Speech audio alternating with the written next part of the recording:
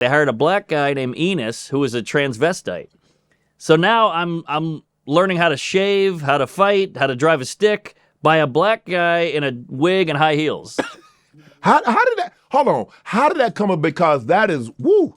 I know. You talk about a trans and a black man. Yeah. This white family, and they says, you know what? We think it'd be a good idea that you be the nanny for our son. Yeah. Well, he lived next door, Okay. 2 houses down. Okay. He did burlesque at night.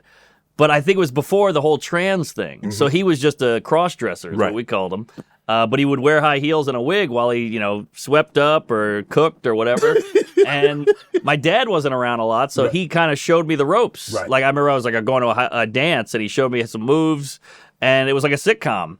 And we became friends, and I was kind of scared to go out in the neighborhood, but he couldn't go out either because he was in a wig. Right. And the homophobia in the 90s was a different world.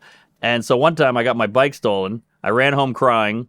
I told Enos. He goes, "F that. We're getting the bike back." And I go, I'm too scared. Let him have it. Let them have it. They were tough. They were older than me. And he's like, "We're getting it back." So we jump in my dad's van. We drive around the neighborhood. He sees the guys on like a stoop taking my bike apart. I go, "That's my bike. I'm hiding under the window."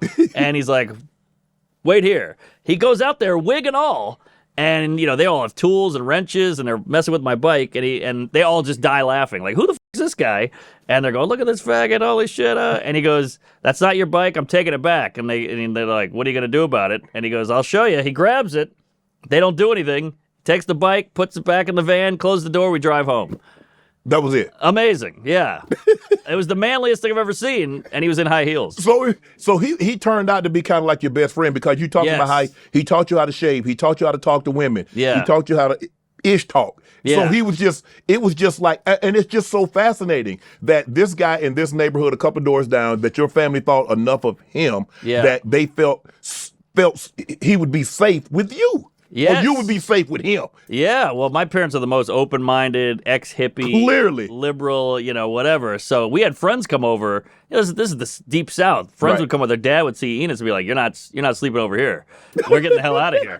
So it was. My parents were weird, but they were open. They were kind, and Enos was a badass because you got to think to look like that. Yes. In the '90s in Louisiana. You gotta be tough. Yes. That's code Shannon to get $50 in lineups after you play your first $5 lineup. Prize Picks. It's good to be right.